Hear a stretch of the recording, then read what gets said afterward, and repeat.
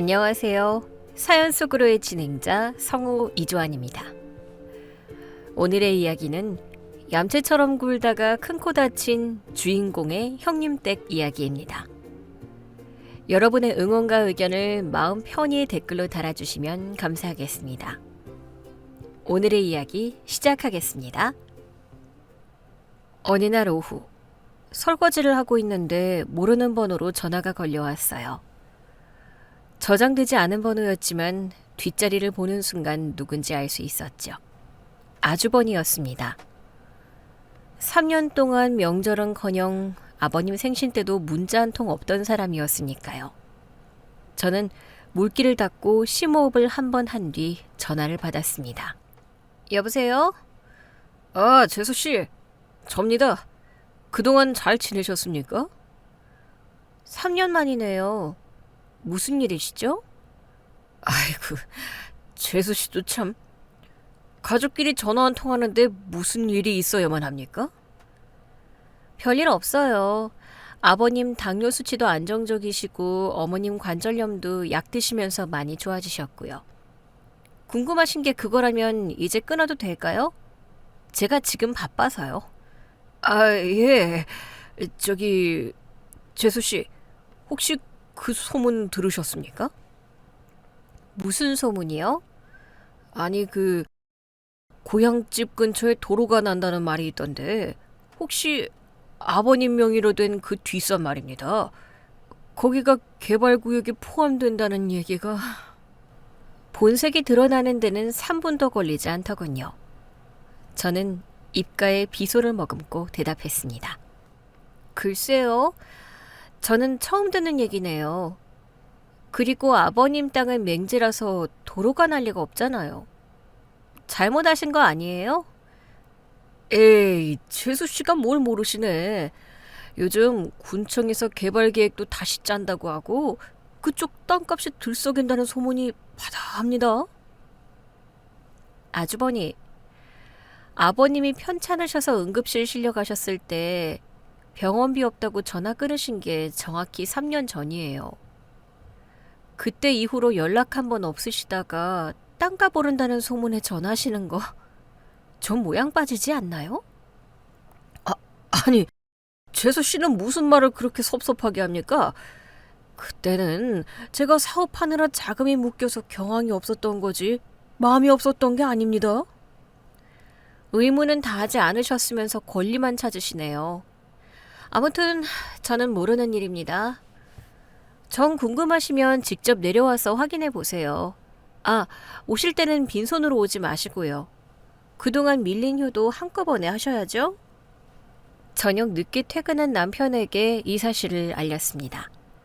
남편은 넥타이를 풀다 말고 한숨을 푹 쉬더군요. 형이 전화했어? 진짜? 와, 징하다 징해. 그동안 엄마가 그렇게 보고 싶다고 연락할 때는 받지도 않더니. 보상금 소문 때문이야.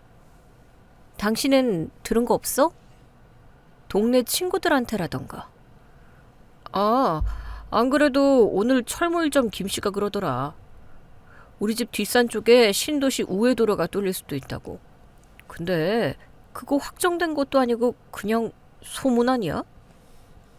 문제는 그 소문이 아주버니 귀에까지 들어갔다는 거야. 그래서 당신한테 뭐라고 했는데? 뭐긴 뭐야, 간 보는 거지. 나한테 숨기는 거 없냐고 떠보더라. 내가 딱 잘라 말했어. 모른다고. 근데 이대로 끝날 것 같지 않아.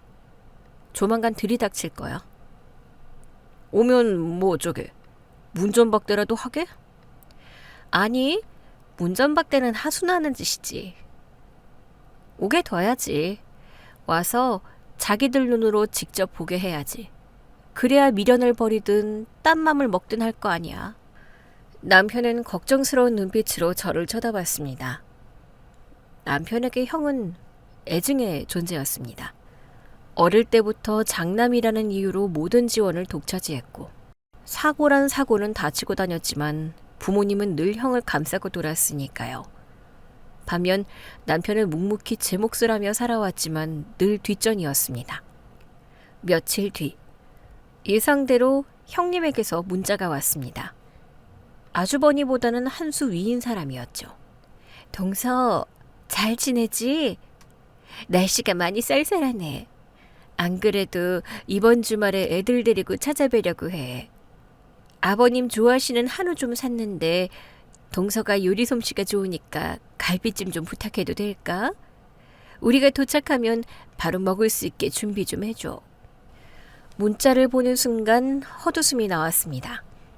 3년 만에 찾아오면서 빈손으로 오는 것도 모자라 시댁에 도착하자마자 밥상을 대령하라는 심보라니요. 저는 답장을 보내지 않았습니다. 대신 시어머니에게 전화를 걸었죠. 어머니, 저예요. 둘째구나. 밥은 먹었고? 네, 먹었어요. 어머니, 놀라지 말고 들으세요. 이번 주말에 아주버니랑 형님 내려온대요. 수화기 너머로 잠시 침묵이 흘렀습니다. 시어머니의 깊은 한숨소리가 들려왔습니다. 그것들이 웬일이냐? 해가 서쪽에서 뜨겠네. 돈 떨어졌나 보지? 네, 아마 그럴 거예요. 그리고 동네에 도는 땅 보상금 소문 그것 때문에 오는 게 확실해요. 땅 보상금? 그 쓸모없는 맹지에 무슨 보상금이 나온다고. 에휴, 벼룩도 낯짝이지. 3년 전 영감 수술할 때 쳐다도 안 보던 것들이 돈 냄새는 기가 막히게 맡는구나. 어머니, 저한테 맡겨주실래요? 이번에 오면 그냥 돌려보내지 마시고 제가 하자는 대로 좀 맞춰주세요. 네가 뭘 하려고? 그냥 사람 속 좀 확인해 보려고요. 진짜 효도하러 오는 건지 아니면 제밥에만 관심이 있는 건지. 어머니도 이제 아셔야죠. 누가 진짜 자식인지. 그래, 알았다. 네가 하자는 대로 하마. 나도 이제 지쳤다. 장남이라고 오냐오냐 키운 내 죄지. 시어머니의 목소리에는 체념과 분노가 섞여 있었습니다. 저는 전화를 끊고 달력을 보았습니다. 주말까지는 3일이 남았습니다. 그동안 준비해야 할 것이 아주 많았습니다. 저는 먼저 동네 이장님을 찾아갔습니다. 이장님은 마을 회관 앞에서 담배를 태우고 계셨습니다. 이장님, 안녕하세요. 어이구, 둘째 며느리 왔는가? 웬일이야? 다름이 아니라요. 요즘 동네에 저희 아버님 땅 보상금 소문이 돌더라고요. 그거 혹시 이장님이 아시는 내용인가 해서요. 아, 그거? 안 그래도 읍내 부동산에서 몇 번 전화가 오긴 했어. 근데 확정된 건 아무것도 없어. 개발 계획이라는 게 엎어지는 게 다반사잖아. 근데 왜 자네 시숙이 물어보던가? 네, 벌써 전화가 왔더라고요. 이장님, 부탁 하나만 드려도 될까요? 부탁? 뭔데? 혹시 아주버니가 내려와서 물어보면요, 그냥 대박 났다고만 해주세요. 구체적인 액수는 말씀하지 마시고요. 그냥 평생 먹고 살 걱정은 없겠다 정도로만 바람 좀 잡아주세요. 에? 그게 무슨 소리야? 없는 말을 지어내라고? 없는 말은 아니잖아요. 개발 가능성이 아예 없는 건 아니니까요. 그냥 아주버니 효심 테스트 좀 해보려고요. 3년 만에 나타난 효자시니까 그 정도 선물은 드려야 하지 않겠어요? 이장님은 제 의도를 눈치챘는지 껄껄 웃으셨습니다. 자네 참 무서운 사람이구만. 뭐 알았어. 내 그 정도 장단은 맞춰주지. 자네 시부모 고생한 거 생각하면 나도 그 큰아들놈 괘씸하긴 했어. 든든한 지원금을 얻은 저는 집으로 돌아와 창고를 뒤졌습니다. 시부모님이 예전에 쓰시던 허름한 옷가지들과 낡은 가재도구들을 꺼냈습니다. 그리고 안방에 있는 금고를 열어 서류 봉투 하나를 확인했습니다. 그것은 제가 1년 전 아버님의 정신이 맑을 때 법무사 입회하에 작성해둔 유언 공증 서류였습니다. 금요일 저녁 형님에게서 다시 문자가 왔습니다. 동서, 우리 내일 아침 일찍 출발할 거야. 점심때쯤 도착할 거니까 밥 안 치고 기다려. 아, 그리고 애들이 시골 밥상 싫어하니까 피자나 치킨 같은 것도 좀 시켜놓고. 시골이라 배달은 되려나 모르겠네. 저는 이번에도 답장하지 않았습니다. 정오가 조금 넘었을 때 대문 밖에서 고급 세단이 멈추는 소리가 들렸습니다. 아주버니의 차였습니다. 3년 전엔 국산 중형차였는데 그새 외제차로 바꾸셨다군요. 병원비 낼 돈은 없어도 차 바꿀 돈은 있었나 봅니다. 대문이 열리고 형님 부부가 들어왔습니다. 그런데 그 모습이 가관이었습니다. 아주버니는 말끔한 정장을, 형님은 뜬금없이 색동한복을 곱게 차려입고 있었습니다. 손에는 과일 바구니와 한우 선물 세트가 들려 있었고요. 마치 명절 특집 드라마 세트장에 들어온 것 같은 이질감이 느껴졌습니다. 아버님, 어머님, 저희 왔어요. 장손 며느리 무난히 인사드려요. 어? 최수씨, 나와 있었네? 동생은? 아주버니는 저를 보더니 짐짓 반가운 척하며 다가왔습니다. 하지만 그의 시선은 저를 지나쳐 안방 문 쪽을 향하고 있었습니다. 아마 아버님의 동태를 살피는 거겠죠. 오셨어요? 생각보다 일찍 오셨네요. 차 막힌다고 늦을 줄 알았는데. 어머, 동서. 옷차림이 그게 뭐야. 손님 많은데 좀 갖춰 입지. 우리가 너무 갑자기 왔나? 형님은 제 낡은 티셔츠와 청바지를 위아래로 훑어보며 비웃음을 날렸습니다. 저는 어깨를 으쓱했습니다. 사는 게 다 그렇죠 뭐. 형님처럼 한가하게 한복 입고 다닐 여유가 없어서요. 근데 웬 한복이에요? 오늘 무슨 날인가요? 무슨 날은. 시부모님 뵙는데 며느리가 예의를 갖추는 건 당연한 거 아니야? 동서는 기본이 안 되어 있어서 탈이라니까. 형님은 혀를 차며 안방으로 향했습니다. 아주버니도 뒤따라 들어갔고요. 방 안에서는 시어머니의 앓는 소리가 흘러나왔습니다. 아이고, 누가 왔냐? 어머니, 저예요. 장남이요. 많이 편찮으세요? 아이고, 얼굴이 반쪽이 되셨네. 아주버니의 목소리는 과장된 슬픔이 묻어 있었습니다. 저는 남편과 눈빛을 교환하고 방으로 따라 들어갔습니다. 좁은 방 안에 어른 6명이 꽉 들어찼습니다. 아버님은 벽을 보고 누워 계셨고 시어머니는 이불을 덮고 앉아 계셨습니다. 형님은 방에 들어오자마자 아주버니와 함께 넙죽 큰 절을 올렸습니다.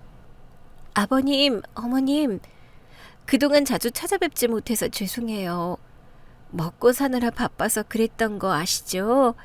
이제부터라도 저희가 잘 모실게요. 그렇습니다. 아버지, 저 이제 사업도 자리 잡았고 여유도 좀 생겼습니다. 이제 장남 노릇 제대로 하겠습니다. 기가 막힌 타이밍이었습니다.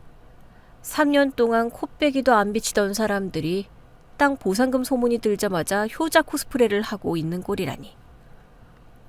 누워 계시던 아버님이 꿈틀하셨습니다. 당장이라도 일어나서 호통을 치실 것 같아 제가 얼른 나섰습니다. 아주버니, 형님, 절은 나중에 하시고요. 일단 앉으세요. 아버님 지금 기력이 없으셔서 말씀 길게 못하세요. 재수 씨는 빠져 있어. 지금 가족끼리 회포 푸는데 왜 자꾸 끼어들어? 그리고 아버지 기력이 없으시면 병원을 모시고 가야지. 집구석이 이렇게 방치해둔 거야? 동생 너는 뭐 했냐? 형, 말 다 했어? 방치라니. 지난 3년 동안 병원 모시고 다니는 게 누군데? 형이 병원비 10원 한 장 보탠 적 있어? 야, 내가 안 보낸 게 아니라 못 보낸 거라고 했지. 그리고 내가 이번에 다 보상하려고 왔잖아. 아버님, 저 이번에 아버님 모시고 서울 큰 병원 가려고요. 여기 시골 병원 돌팔이들 믿지 마시고 저랑 가시죠. 아주버니는 짐짓 아버님의 손을 잡으며 눈물까지 글썽였습니다. 연기력이 제법 늘었더군요. 그때 형님이 슬쩍 본론을 꺼냈습니다. 그래요, 아버님. 그의 말대로 하세요. 그리고 동네 들어오다 보니까 여기저기 플래카드 걸려 있던데. 여기 개발된다면서요? 그럼 이 집이랑 뒷산이랑 다 수용되는 건가요? 드디어 나왔습니다. 저 말이 하고 싶어서 어떻게 참았나 싶을 정도로 빠른 전개였죠. 시어머니가 힘없는 목소리로 대답했습니다. 글쎄다, 늙은이들이 뭘 알겠냐. 이 장말이 돈 좀 나온다더냐? 어머님도 참 모르세요? 요즘 시세가 평당 얼마인데. 대충 계산해봐도 수십억은 넘겠더라고요. 아버님, 그 돈 받으시면 관리하기 힘드실 텐데 저희가 관리해드릴게요. 장남인 그이가 사업 수완도 좋고 재테크도 잘하잖아요. 맞습니다, 아버지. 재수 씨나 동생은 세상 물정 몰라서 사기당하기 딱 좋아요. 제가 딱 맡아서 불려드릴게요. 아버지 노후 자금도 챙겨드리고 우리 집안도 다시 일으켜 세우고. 응? 그들의 탐욕스러운 눈빛이 번들거렸습니다. 아버님이 천천히 몸을 일으키셨습니다. 저는 긴장하며 아버님의 입을 주시했습니다. 아버님은 떨리는 손으로 아주버니의 손을 뿌리치셨습니다. 돈이 나온다고? 네, 보상금이요. 엄청 큰 돈이래요. 그래서 왔냐? 내 병수발 들러 온 게 아니라 그 돈 냄새 맡고 온 거냐? 아닙니다. 무슨 말씀을 그렇게 섭섭하게 하십니까? 저는 순수한 마음으로. 아버님, 저희 진심이에요. 솔직히 장손인 저희 남편이 기가 살아야 집안이 사는 거잖아요. 둘째내는 자식도 없는데 그 큰돈이 무슨 소용이겠어요? 저희 애들 유학도 보내고 나중에 아버님 제사도 성대하게 모시려면. 그때였습니다. 이 천하의 몹쓸 것들! 시어머니가 이불을 박차고 일어나셨습니다. 그리고 방구석에 미리 준비해두었던 하얀 양동이를 집어드셨습니다. 그 안에는 하얗고 굵은 왕소금이 가득 들어있었죠. 드디어 시작이구나. 시어머니는 주저없이 소금 한 움큼을 쥐어 형님의 얼굴에 냅다 뿌리셨습니다. 이게 뭐야? 어머님! 어머니, 왜 이러십니까? 썩 꺼져라. 내 눈에 흙이 들어가기 전에는 단 한 푼도 못 준다. 3년 동안 전화 한 통 없다가 돈 나온다니까 한복 입고 춤을 춰? 네가 사람이냐? 짐승만도 못한 놈들. 시어머니의 사자우가 좁은 방을 울렸습니다. 형님은 소금 범벅이 된 얼굴을 감싸주고 비명을 질렀고 아주버니는 멍하니 서 있었습니다. 어머니, 이게 무슨 짓이에요? 눈에 들어갔잖아요. 사람 불러. 119 불러. 저는 부엌에서 마른 수건이 아닌 물이 뚝뚝 흐르는 행주를 가져와 형님 앞에 툭 던졌습니다. 형님, 눈 비비지 말고 이걸로 닦으세요. 그리고 소금은 천일염이라 물에 씻으면 그만이에요. 119는 무슨 동네 창피하게. 동서, 너 지금 시어머니가 형님한테 소금을 뿌렸는데 괜찮냐는 말은 못할 망정 행주를 던져? 너희가 시어머니한테 평소에 무슨 말을 했길래 노인네가 이렇게 사납게 변해? 이거 다 네가 시킨 거지? 제가 시켰으면 소금이 아니라 끓는 물을 드렸겠죠. 어머니가 오죽하면 그러셨겠어요? 3년 만에 와서 한다는 소리가 땅 보상금 얘기뿐인데? 재수씨, 말씀이 너무 지나치시군요. 우리가 보상금 때문에 왔다고 생각하는 건 오해입니다. 그리고 어머니가 지금 제정신이 아니신 것 같은데 혹시 치매 검사는 받아보셨습니까? 아주버니, 어머니 치매 아니에요. 지난달에 건강검진 받으셨고 뇌는 20대처럼 깨끗하다는 소견 들었어요. 어머니가 소금을 뿌린 건 정신이 나가서가 아니라 너무 맑아서 문제인 거죠. 3년 전이랑 똑같이 행동하시니까 화가 나신 거잖아요. 3년 전이라니. 그때는 내가 사업 때문에. 사업이요? 진짜 기억력이 안 좋으신 건 어머니가 아니라 아주버니 같은데요? 그때 아버님은 척추관 협착증이 심해져 대수술을 받으셔야 했습니다. 수술 시간만 8시간이 넘는 큰 수술이었고 예후가 좋지 않으면 하반신 마비가 올 수도 있는 위급한 상황이었죠. 저와 남편은 다니던 직장에 휴가까지 내고 병원을 지켰습니다. 수술비와 입원비, 간병비까지 합치면 1,000만 원이 훌쩍 넘는 돈이 필요했습니다. 당시 저희 부부는 전세 대출금을 갚느라 통장 잔고가 바닥난 상태였지만 어떻게든 마이너스 통장까지 뚫어서 병원비를 마련했습니다. 형은 전화 안 받아? 안 받아. 카톡도 안 봐. 해외 유심이라 전화가 안 터지나 봐. 미치겠네. 아빠 수술 들어간 지가 언젠데. 여행을 갔어도 안부 전화는 할 수 있는 거 아니야? 그 시각 형님의 SNS에는 에펠탑을 배경으로 와인잔을 들고 있는 사진이 실시간으로 올라오고 있었습니다. 힐링 여행, 시월드 탈출, 유럽 감성이라는 해시태그와 함께요. 저는 그 사진을 보며 병원 자판기 커피를 씹어 삼키듯 마셨습니다. 수술이 끝나고 일주일 뒤, 아버님이 일반 병동으로 옮겨졌을 때쯤 아주버니 부부가 귀국했습니다. 그들은 병원에 오자마자 아버님의 안부를 묻는 대신 저를 휴게실로 불러냈습니다. 재수씨, 아버님 수술은 잘 됐다면서요? 천만 다행이네요. 네, 다행이요. 근데 병원비가 좀 많이 나왔어요. 저희가 일단 결제는 했는데 형님이랑 반반 부담했으면 해서요. 영수증 여기 있어요. 저는 꼬깃꼬깃해진 영수증 뭉치를 내밀었습니다. 하지만 아주버니는 영수증을 쳐다보지도 않았습니다. 대신 뒷짐을 지고 창밖을 보며 말했죠. 재수씨, 지금 제가 자금 사정이 좀 꼬여서요. 이번 병원비는 재수씨네가 좀 처리해 주시죠. 제가 나중에 사업 풀리면 이자 쳐서 갚을게요. 아주버니, 저희도 대출받아서 낸 거예요. 유럽 여행 다녀오실 여유는 있으시면서 아버님 병원비 낼 돈은 없으세요? 형님 가방 이번 신상 아니에요? 그때 옆에 있던 형님이 끼어들었습니다. 동서, 말 참 섭섭하게 하네. 그 가방은 짝퉁이야. 그리고 우리가 놀러 갔어? 그 이 사업 구상하러 겸사겸사 간 거지. 장남이 잘 돼야 집안이 일어나는 건데 그깟 병원비 몇 푼 가지고 생색내기는. 몇 푼이요? 1,000만 원이 넘어요. 그리고 생색이 아니라 당연한 도리를 말씀드리는 거예요. 정현금이 없으시면 카드로 할부 긁으세요. 반 청구할게요. 재수씨, 내가 우스워 보입니까? 장남 체면이 있지. 내가 동생한테 돈이나 빌려달라고 사정해야겠습니까?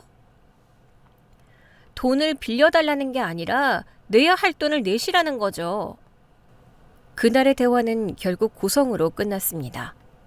아주버니는 두고 보자는 말을 남기고 병원을 떠났고 병원비는 고스란히 저희 몫이 되었죠. 다시 현재 시댁 마루. 그때의 기억이 주마등처럼 스쳐 지나갔습니다. 저는 눈앞에서 씩씩거리고 있는 아주버니를 보며 차갑게 웃었습니다. 재수씨, 웃지 마십시오. 우리는 장남으로서의 권리를 찾으러 온 겁니다. 아버지, 말씀 좀 해보세요. 저 땅 진짜 보상 나오는 거 맞죠? 그거 저 주실 거죠? 저 이번에 사업 크게 벌릴 건데 그 땅만 있으면 재기할 수 있습니다. 아주버니는 누워 계신 시아버지를 향해 다급하게 소리쳤습니다. 아버지는 벽을 보고 누운 채 미동도 하지 않으셨습니다. 아버지가 침묵하자 형님이 눈을 번뜩이며 집안을 두리번거렸습니다. 여보, 아버님 지금 기운 없어서 대답 못 하시는 거야. 분명 어딘가에 서류가 있을 거야. 땅 문서랑 인감도장 찾아봐. 형님은 미친 사람처럼 안방 서랍장을 뒤지기 시작했습니다. 어머니가 말릴 새도 없이 옷가지들이 바닥으로 쏟아졌죠. 이년이 미쳤나? 어디서 남의 살림을 뒤져? 당장 그만두지 못해? 시어머니가 형님의 팔을 잡았지만 형님은 힘으로 어머니를 밀쳐냈습니다. 어머니가 휘청거리며 뒤로 넘어지려 하자 남편이 얼른 어머니를 부축했습니다. 형수, 지금 뭐 하는 짓이야? 엄마한테 손 대지 마. 비켜. 너희들이 꽁쳐넣은 거 다 알아. 아버님이 치매기 있으시니까 너희가 뒤에서 조종해서 땅 문서 빼돌린 거지? 내가 모를 줄 알아? 아주버니도 가세했습니다. 그는 장롱이며 이불장이며 닥치는 대로 열어젖혔습니다. 집안은 순식간에 도둑든 집처럼 난장판이 되었죠. 저는 그 모습을 팔짱을 낀 채 지켜봤습니다. 그때 아주버니가 장롱 깊숙한 곳에서 낡은 보자기 하나를 찾아냈습니다. 찾았다. 이거지? 아버지 귀중품은 항상 여기다 두셨잖아. 아주버니의 손이 떨렸습니다. 그 보자기는 아버님이 옛날부터 중요하게 여기시던 것들을 모아두는 곳이었습니다. 아주버니와 형님은 보물이라도 발견한 듯 바닥에 주저앉아 보자기를 풀었습니다. 그 안에는 오래된 땅 문서 몇 장과 통장 몇 개가 들어 있었습니다. 아주버니는 땅 문서를 집어들고 내용을 확인하더니 환호성을 질렀습니다. 여보, 이거야. 뒷산 3,000평. 이거 전부 아버지 명의로 되어 있어. 아직 안 팔았네. 어머, 세상에. 3,000평이면 그게 다 얼마야? 평당 100만 원만 잡아도 30억? 아니, 개발되면 더 오를 텐데. 여보, 우리 살았다. 두 사람은 서로 부둥켜 안고 춤이라도 출 기세였습니다. 30억이라는 숫자에 눈이 뒤집혀 어머니가 소금을 뿌린 것도 제가 비아냥거린 것도 이미 뇌리에서 사라진 상태였죠. 저는 남편의 옆구리를 쿡 찌르며 작은 목소리로 속삭였습니다. 여보, 지금이야. 녹음기 켰어? 아까 들어올 때부터 켜놨어. 좋아. 이제 내가 나설 차례네. 저는 천천히 그들 앞으로 걸어갔습니다. 그리고 바닥에 떨어진 통장 하나를 발끝으로 톡 건드렸습니다. 아주버니, 그거 찾으셔서 뭐 하시게요? 명의는 아버님 건데 아주버니가 가져가 봤자 종이 쪼가리밖에 더 돼요? 재수 씨가 뭘 모르는군. 장남한테는 상속 우선권이 있는 법이야. 그리고 아버지가 지금 현찮으시니까 내가 법정 대리인으로 나서서 처분하면 그만이야. 아버지, 그렇죠. 저한테 맡기실 거죠? 아주버니는 다시 한번 아버지를 흔들어 깨우려 했습니다. 그때 제가 차가운 목소리로 쐐기를 박았습니다. 착각하지 마세요. 그 땅 아주버니 맘대로 못해요. 이미 법적으로 조치가 다 되어 있거든요.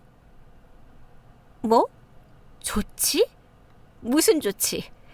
너희가 벌써 명의 이전이라도 했단 거야? 형님은 눈을 부라리며 제 멱살을 잡을 기세로 달려들었습니다. 명의 이전은 아니고요. 아버님이 작년에 정신 멀쩡하실 때 재산 관리에 대한 위임장을 저한테 써주셨어요. 인감증명서까지 첨부해서 공증까지 다 받아뒀죠. 즉, 이 집안의 모든 재산권 행사는 며느리인 제가 관리한다는 뜻이에요. 아주버니가 아무리 땅 문서를 들고 가셔도 제 도장 없이는 10원 한 장 못 건드려요. 뭐라고? 위임장? 이거 감히 아버지 재산을 가로채? 이 도둑년? 아주버니가 손을 들어 제 뺨을 때리려 했습니다. 남편이 막으려 했지만 제가 더 빨랐습니다. 저는 눈 하나 깜짝하지 않고 아주버니를 노려보며 또박또박 말했습니다. 치세요. 치는 순간 폭행죄 추가에 존속 협박까지 더해서 고소장 접수할 겁니다. 그리고 아주버니가 그렇게 원하시는 그 유산 상속 결격 사유로 한 푼도 못 받게 만들어 드릴게요. 저 아시잖아요. 한다면 하는 사람인 거. 아주버니의 손이 허공에서 멈췄습니다. 그는 부들부들 떨면서도 차마 제 뺨을 때리지 못했습니다. 3년 전 병원비를 청구하던 제 독한 눈빛을 기억해낸 거겠죠. 여보, 참아. 일단 확인부터 해보자고. 야, 동서, 위임장이 있다고? 그거 어디 있어? 보여줘 봐. 거짓말이지? 우리 겁주려고 그러는 거지? 보여드릴 수 있죠. 근데 공짜로는 안 돼요. 뭐? 돈 달라는 거야? 아니요. 돈은 필요 없고요. 여기까지 오셨는데 그냥 보여드리면 재미없잖아요. 각서 하나 쓰시죠. 각서? 네. 향후 아버님 재산에 대해 일절 관여하지 않겠으며 만약 소문대로 보상금이 나온다면 그 모든 권한을 부모님과 이를 관리하는 둘째 며느리에게 일임한다. 이거 쓰고 공증 받으면 제가 위임장 보여드릴게요. 그리고 보상금이 실제로 나오면 아주버니 몫으로 딱 법적 유류분만큼은 챙겨드릴 의향은 있어요. 좋아. 쓰지. 대신 그 땅 문서가 진짜고 보상금이 나온다는 거 확인되면 유류분 확실하게 챙겨주는 거다. 물론이죠. 저는 약속은 지켜요. 아주버니랑 다르게. 아주버니는 씩씩거리며 제가 내민 종이에 지렁이 기어가듯 각서를 썼습니다. 저는 그 종이를 받아들고 속으로 쾌재를 불렀습니다. 이 각서가 나중에 그들의 발목을 잡을 가장 강력한 족쇄가 될 줄은 꿈에도 모른 채 말이죠. 자, 여기 위임장 사본이에요. 확인해 보세요. 저는 미리 준비해둔 위임장 사본을 던져주었습니다. 아주버니는 떨리는 손으로 서류를 확인했습니다. 아버님의 인감도장이 선명하게 찍힌 법적으로 완벽한 위임장이었죠. 진짜네? 진짜 위임장이 있어? 두 사람은 망연자실한 표정으로 서류를 내려다봤습니다. 하지만 그들의 눈빛은 포기를 모르는 탐욕으로 다시 이글거렸습니다. 위임장이 있다는 건 역설적으로 그 땅의 가치가 진짜라는 증거라고 믿어버린 것이죠. 그때 대문 밖에서 또 다른 찻소리가 들렸습니다. 오빠, 언니, 나도 왔어. 아빠 땅 얘기 진짜야? 신우이였습니다. 동네방네 소문을 다 듣고 아주버니 부부가 내려왔다는 소식에 득달같이 달려온 박쥐 같은 신우이까지 합류했습니다. 이제야말로 진정한 소금밭의 난장판이 완성되는 순간이었습니다. 저는 신우이의 목소리를 듣자마자 남편에게 눈짓했습니다. 판이 커지네. 오히려 좋아. 한 번에 정리하기 딱 좋으니까. 괜찮겠어? 누나까지 오면 시끄러워질 텐데. 걱정 마. 내가 말했잖아. 오늘은 내가 감독이고 저 사람들은 삼류 배우들이라고. 이제 클라이맥스로 가야지. 신우이의 등장은 불난집의 부채질이 아니라 아예 기름통을 붓는 격이었어요. 신우이는 마당에 들어서자마자 널브러진 형님 부부와 바닥에 떨어진 소금, 그리고 저를 번갈아 보더니 상황을 단번에 파악하더군요. 그녀는 형님이나 아주버니처럼 멍청하지 않았거든요. 눈치 하나로 시댁과 친정 사이를 오가며 이득을 취해온 박쥐 같은 존재였으니까요. 뭐야, 분위기 왜 이래? 오빠, 언니, 괜찮아? 올케가 또 무슨 짓 했어? 신우이는 쓰러진 형님을 일으켜 세우며 저를 쏘아보았습니다. 그녀의 목소리는 걱정보다는 호기심과 탐욕으로 떨리고 있었죠. 아주버니는 신우이를 보자마자 천군만마라도 얻은 듯 반색했습니다. 야, 잘 왔다. 너도 들었지? 아버지 땅 보상금 나온다는 거.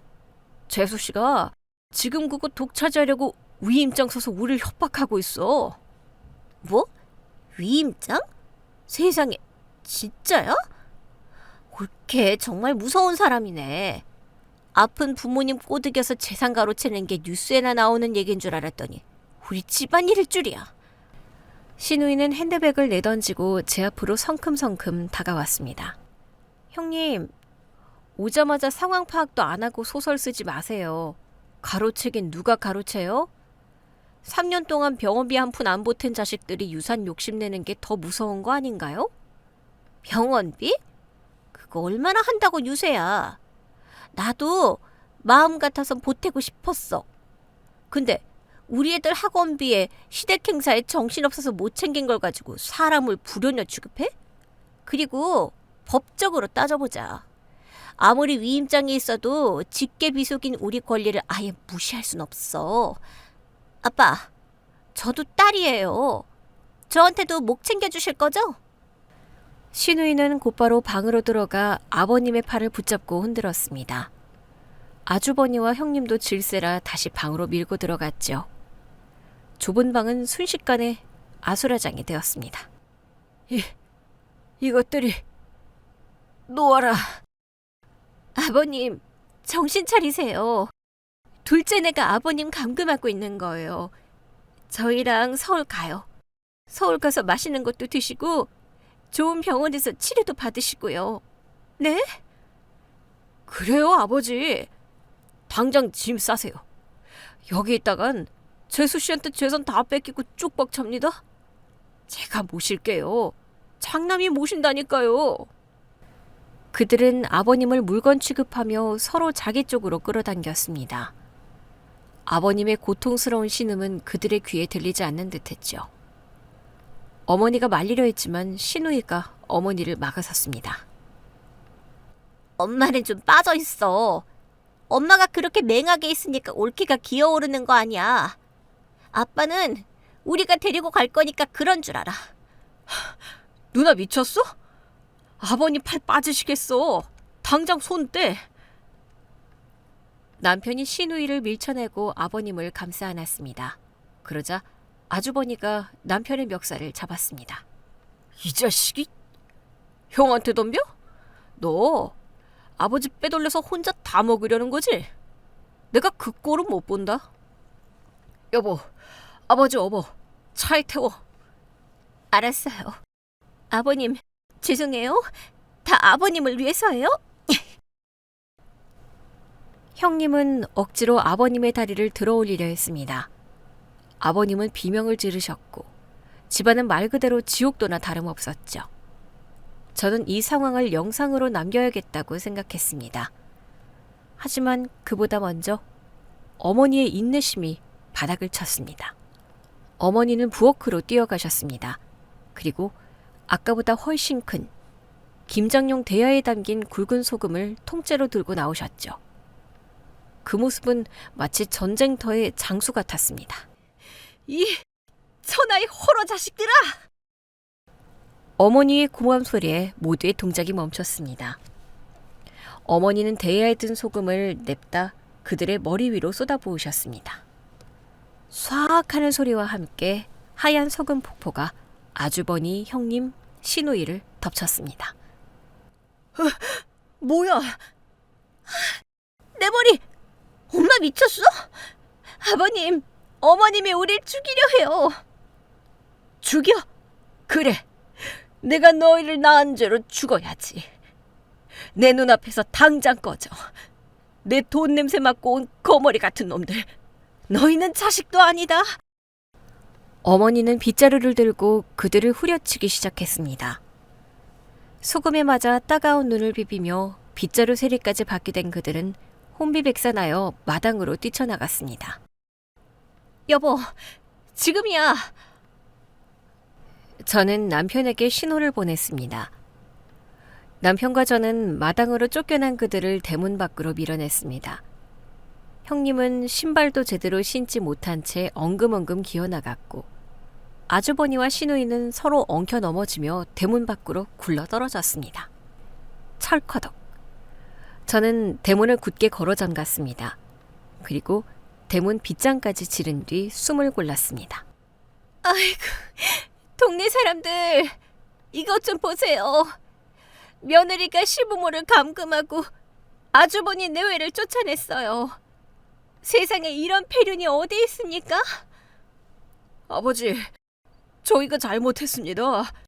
문 좀 열어주세요. 장남이 왔는데 문전박대가 웬 말입니까? 엄마 나야. 나 엄마 딸이라고. 어떻게 딸한테 소금을 뿌려? 올케가 시켰지? 올케, 문 열어. 당장 안 열면 경찰 부를 거야? 그들의 울음소리는 가짜였지만 데시벨만큼은 진짜였습니다. 동네 개들이 짖어대기 시작했고 지나가던 마을 사람들이 하나둘씩 대문 앞으로 모여드는 기척이 느껴졌습니다. 어머니, 괜찮으세요? 속이 다 시원하다. 내 평생 이렇게 소리 질러본 건 처음이다. 근데 동네 사람들 다 듣는데 어쩌냐? 저것들이 저렇게 학을 쓰는데. 걱정 마세요. 제가 다 준비해뒀어요. 저는 주머니에서 휴대폰을 꺼냈습니다. 그리고 대문 틈으로 밖을 내다보았습니다. 형님은 바닥에 주저앉아 땅을 치며 대성통곡을 하고 있었고 아주버니는 대문을 발로 차고 있었습니다. 신우이는 휴대폰을 꺼내 어디론가 전화를 거는 신용을 하고 있었죠. 완벽한 피해자 코스프레였습니다. 그때 이장님의 목소리가 들렸습니다. 아니, 이게 무슨 난리요? 시끄러워서 살 수가 있나? 이장님, 잘 오셨습니다. 저 안에서 재수 씨가 아버지를 감금하고 폭행하고 있습니다. 저희가 아버지를 모시러 왔는데 소금 뿌리고 쫓아낸 거 보십시오. 맞아요. 저희는 억울해요. 장손 며느리로서 효도하러 왔는데 유산 독차지하려고 시동생이 우릴 폭행했어요. 경찰 좀 불러주세요. 사람들은 웅성거렸습니다. 겉으로 보기엔 멀쩡하게 차려입은 자식들이 쫓겨나 울고 있으니 사정을 모르는 사람들은 혹할 수도 있는 상황이었죠. 아주버니는 사람들의 시선이 모이자 더욱 목청을 높였습니다. 여러분, 전현이 아버지가 치매인 걸 이용해서 땅 문서를 가로챘습니다. 저희는 땡전 한 푼 필요 없습니다. 오직 아버지의 안위만 걱정될 뿐입니다. 문을 부수고서라도 들어가야 합니다. 아주버니가 돌멩이를 집어들고 대문 자물쇠를 내리치려던 순간이었습니다. 여보, 앰프 켜. 남편이 마루에 있는 마이크 스위치를 올렸습니다. 시골집이라 마을 방송용 스피커는 아니었지만 마당과 대문 밖까지는 충분히 들릴 만한 노래방 기계 앰프가 있었거든요. 마이크 테스트. 아주버니, 형님, 아가씨, 연기 그만하시죠? 목 안 아프세요? 제 목소리가 담장을 넘어 쩌렁쩌렁하게 울려 퍼졌습니다. 밖에서 통곡하던 소리가 뚝 끊겼습니다. 동네 어르신들, 놀라게 해드려 죄송합니다. 지금 대문 밖에서 효자 효녀 노릇하는 이분들 3년 동안 부모님 안부 전화 한 통 없다가 오늘 땅 보상금 나온다는 소문 듣고 찾아온 분들입니다. 야, 너 지금 뭐 하는 거야? 방송 안 꺼? 증거는 여기 있습니다. 저는 휴대폰을 앰프에 연결하고 조금 전 방 안에서 녹음했던 파일을 재생했습니다. 아버지, 말씀 좀 해보세요. 저 땅 진짜 보상 나오는 거 맞죠? 그거 저 주실 거죠? 저 이번에 사업 크게 벌릴 건데. 솔직히 장손인 저희 남편이 기가 살아야 집안이 사는 거잖아요. 둘째내는 자식도 없는데 그 큰돈이 무슨 소용이겠어요? 아빠, 저도 딸이에요. 저한테도 목 챙겨주실 거죠? 위임장에 있다고? 네가 감히 아버지 재산을 가로채? 이 도둑년? 녹음된 목소리는 앰프를 타고 골목길 구석구석으로 퍼져나갔습니다. 적나라한 탐욕의 민낯이 까발려지는 순간이었죠. 밖에서 웅성거리던 소리가 비난의 화살로 바뀌는 건 순식간이었습니다. 아니, 저게 무슨 소리요? 돈 때문에 온 거였어? 3년 만에 와서 한다는 소리가 돈 내놓으라는 거네. 아까는 뭐 효도하러 왔다며? 순 사기꾼들이구먼. 이장님의 걸걸한 목소리가 들렸습니다. 허허, 자네들 참 대단하구먼. 아비 병원비 낼 돈은 없어도 변호사 살 돈은 있나 보지.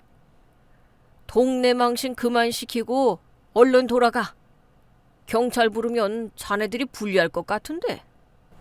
대문 밖이 조용해졌습니다. 쪽팔림과 분노, 그리고 법적인 두려움이 그들을 덮친 거겠죠. 형님은 더 이상 통곡하지 못하고 씩씩거리기만 했습니다. 두고 봐. 내가 이대로 안 물러나. 변호사 선임에서 유류분 청구 소송할 거야.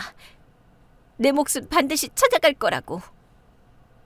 네, 그러세요. 하실 수 있으면 해보세요. 근데 어쩌죠? 아주버니가 아까 챙기신 그 땅 문서요. 뭐? 땅 문서? 그거 복사본인 건 아시죠? 그리고 결정적으로 하나 더 알려드릴까요? 아버님이 가지고 계신 그 뒷산 땅요. 사실은 그거 기획부동산한테 속아서 사신 맹지 중에 상맹지예요. 10년 전에 평당 5,000원 주고 사셨는데 지금도 5,000원도 안 해요. 개발? 그거 기획부동산 사기꾼들이 낸 헛소문이고요. 이장님이랑 제가 짠 연극이에요. 뭐라고? 기획부동산? 사기? 야, 이 인간아. 너 확인도 안 하고 나를 여기까지 끌고 왔어? 30억? 웃기고 자빠졌네. 내 기름값 물어내. 아니, 분명 김씨가 대박 났다고.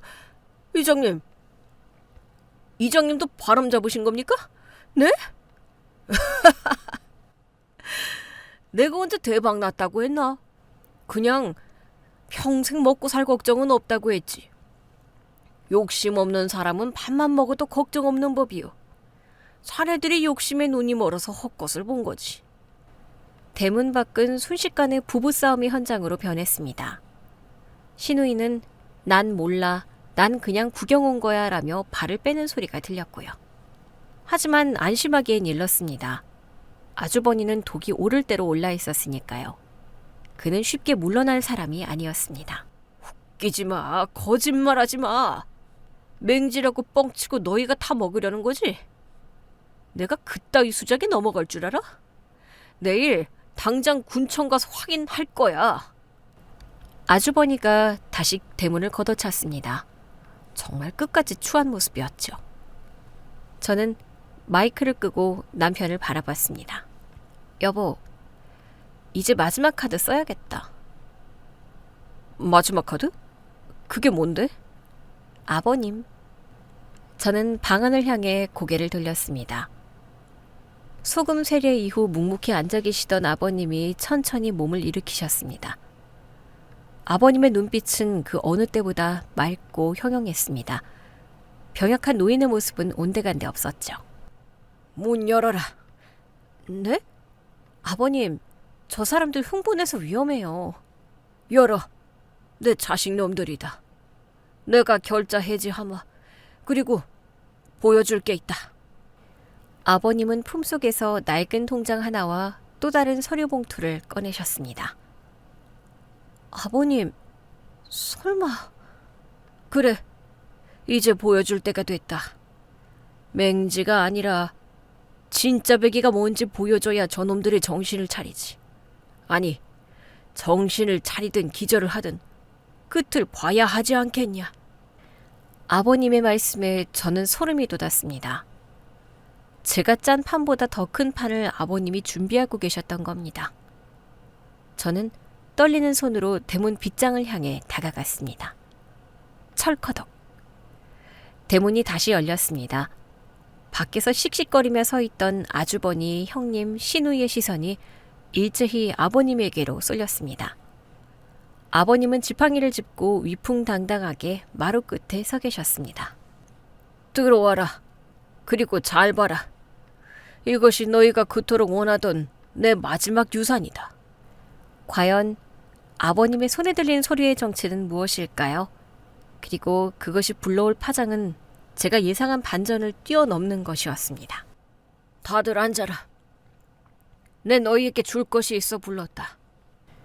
아버님은 씁쓸한 표정으로 그들을 내려다보시더니 손에 들고 있던 낡은 통장 하나를 그들 앞에 툭 던지셨습니다. 자, 봐라. 내 전 재산이다. 아주버니는 떨리는 손으로 통장을 집어들었습니다. 형님과 시누이의 머리가 동시에 그곳으로 쏠렸죠. 통장을 펼친 아주버니의 눈이 휘둥그레졌습니다. 이 금액이 3억? 3억 5천만 원? 어머, 세상에. 현금이 이렇게나 많으셨어? 아니, 땅이 문제가 아니었네. 아빠, 이거 진짜야? 와, 우리 아빠 부자였네. 3억 5천. 시골 노인이 평생 안 입고 안 먹으며 모은 피 같은 돈이자 시골집 판돈을 합친 금액이었습니다. 수백억이라는 허황된 소문에 비하면 초라할지 몰라도 당장 현금이 급한 그들에게는 눈이 돌아갈 만한 액수였죠. 그래. 내가 죽기 전에 모아둔 돈이다. 너희가 그토록 원하던 유산이지. 자, 누가 가져갈 테냐? 당연히 장남인 제가 가져가야죠. 제가 아버지 모시겠습니다. 사업자금 용통만 되면 제가 이 돈 2배로 불려서 아버님 호강시켜 드릴게요. 오빠가 무슨 자격이 있어. 3년 동안 연락도 안 했잖아. 아빠, 저한테 주세요. 제가 딸이니까 더 살갑게 모실 수 있어요. 오빠네는 며느리가 드세서 아빠 눈치만 보실걸요? 아가씨, 말이 심하네. 출가 외에는 어디서 친정재산에 눈독을 들여? 또다시 진흙탕 싸움이 시작되려는 찰나 아버님이 손을 들어 제지하셨습니다. 시끄럽다. 조건이 있다. 이 돈을 가져가는 놈은 오늘 당장 나랑 네 애미를 차에 태우고 너희 집으로 가야 한다. 나는 당뇨 합병증 때문에 하루 3번 인슐린 주사 맞아야 하고 네 애미는 무릎이 다 나가서 혼자서는 화장실도 못 간다. 똥오 좀 받아내고 병원 모시고 다니고 삼시세끼 따뜻한 밥 해먹을 수 있는 놈만 이 돈 가져가라. 순간 정적이 흘렀습니다. 아주버니와 형님, 시누이는 서로의 눈치를 보며 꿀먹은 벙어리가 되었죠. 3억 5천은 탐나지만 병든 노인 둘을, 그것도 똥오줌 받아내야 하는 부모를 당장 모셔가는 건 계산기에 없는 항목이었으니까요. 아버님, 요즘 세상에 집에서 모시는 건 효도가 아니래요. 시설 좋은 요양병원도 많고. 이 돈이면 실버타운 같은 곳에 가시는 게 더 편하지 않으실까요? 저희 집은 애들 수험생이라 예민해서. 맞아요, 아빠. 저도 맞벌이라서. 그리고 남편 눈치도 보이고. 그냥 요양원 비용을 우리가 알아봐 드릴게요. 역시나구나. 돈은 좋고 부모는 짐이다. 아니, 그런 게 아니라 현실적으로 저희가 모시는 것보다 전문가한테 맡기는 게 아버님 건강에도 좋다는 거죠. 일단 이 돈은 제가 관리하고 병원비는 제가 매달 보내드리는 걸로. 아주버니가 통장을 슬그머니 자신의 주머니로 넣으려 했습니다. 그때 아버님이 지팡이로 아주버니의 손목을 탁 내리치셨습니다. 손 치워라, 이 도둑놈아. 네 놈들 속내가 뻔히 보이는데 내가 미쳤다고 그 돈을 너희한테 주겠냐? 기회를 줬는데도 발로 차는 놈들에게 줄 돈은 10원 한 장 없다.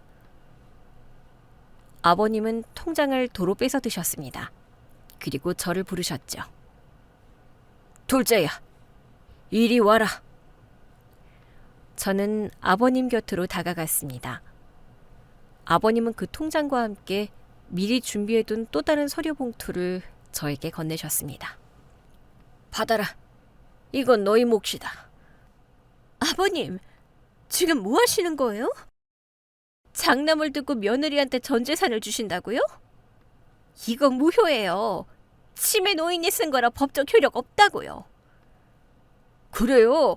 이거 소송감입니다. 우리가 유류분 청구하면 어차피 반은 뺏어올 수 있어요. 재수 씨, 좋은 말 할 때 내놔. 그들이 저에게 달려들려 하자 남편이 앞을 막아섰습니다. 저는 남편 뒤에서 차분하게 서류 봉투를 열어 내용을 확인시켜 주었죠. 아주버니, 형님, 법 좋아하시니까 법대로 설명해 드릴게요. 이 돈은 상속이나 증여가 아닙니다. 뭐? 그게 무슨 개풀 뜯어먹는 소리야. 아버님 돈을 네가 받았는데 그게 증여가 아니면 뭔데? 이건 채무 변제입니다. 저는 통장과 함께 들어있었던 간병인 표준 근로계약서와 공증받은 채무 변제 확인서를 펼쳐 보였습니다. 지난 5년 동안 어머님, 아버님 병원비, 생활비, 간병비 저희 부부가 다 부담했죠. 간병인 안 쓰고 제가 직접 수발 들었고요. 아버님이 그걸 다 계산하셨더라고요. 최저임금으로 계산해도 하루 24시간 상주 간병비가 얼마인지 아세요? 월 400만 원은 좋게 넘어요. 5년이면 2억 4천이고요. 거기에 저희가 대신 갚은 아버님 빚이랑 병원비 합치면 딱 3억 5천이네요. 뭐라고? 간병비? 네. 아버님은 저한테 유산을 주신 게 아니라 제가 그동안 일한 밀린 월급을 정산해 주신 거예요. 법적으로도 기여분이 100% 인정되는 부분이라 이건 상속재산에 포함되지 않아요. 즉, 아주버니가 유류분 소송을 걸어도 가져갈 돈이 영원이라는 뜻이죠. 말도 안 돼. 그런 게 어디 있어? 이게 다 짜고 치는 고스톱이었어? 형님은 바닥에 주저앉았습니다. 완벽한 논리였죠. 아버님은 단순히 감정적으로 돈을 주신 게 아니라 법무사와 상의해서 아주버니가 법적으로 딴지를 걸 수 없도록 채무관계와 기여분 형식을 빌려 재산을 저에게 넘기신 겁니다. 그리고 하나 더 있다. 아버님은 아주버니가 아까 챙겼던 그 문제의 가짜 땅 문서를 가리키셨습니다. 그놈아, 네가 아까 그 땅 문서 챙기면서 그랬지. 장남인 내가 관리하겠다고. 그 장면 둘째가 다 녹음해 뒀다지. 그게 왜요? 어차피 똥값이라면서요.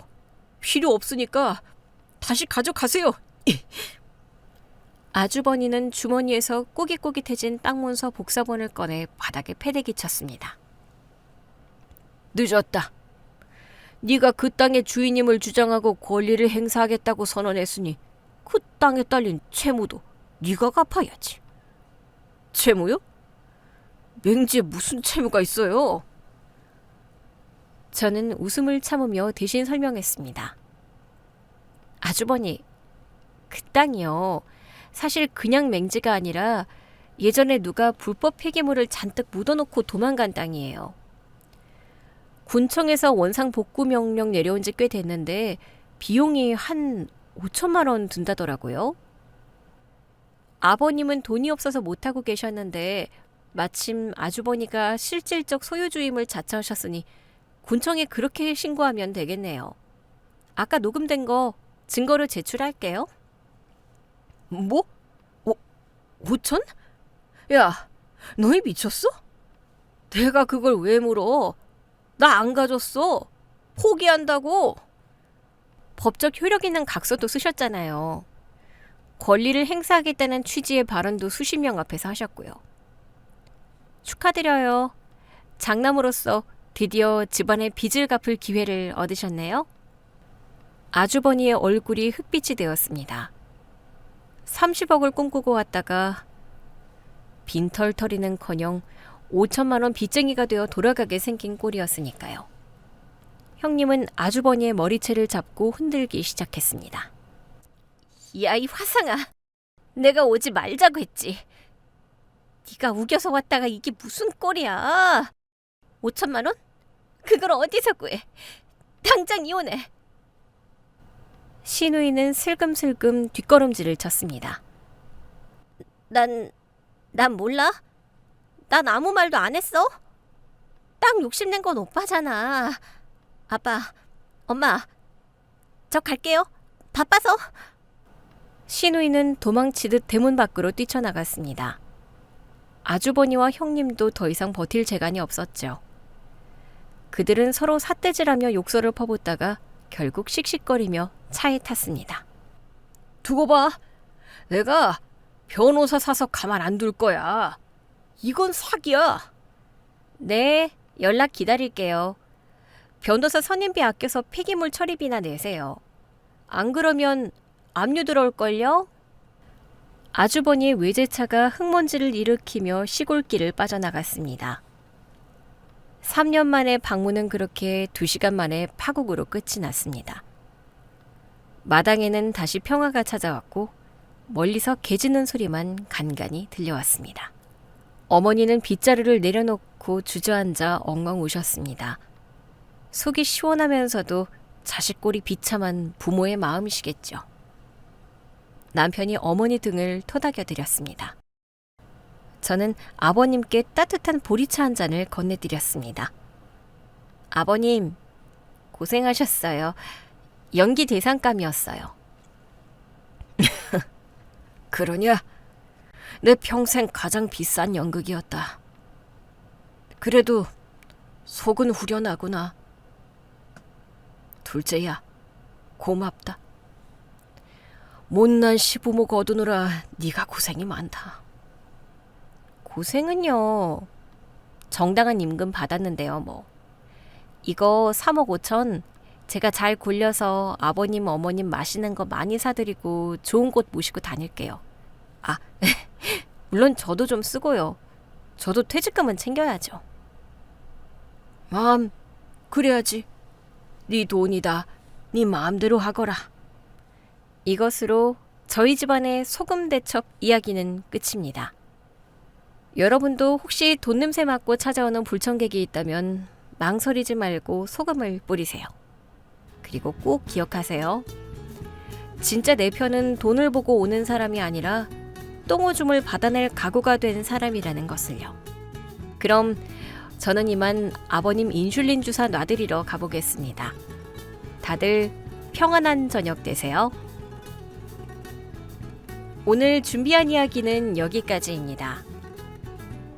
재밌게 들으셨다면 구독과 좋아요, 알림 설정까지 눌러주세요.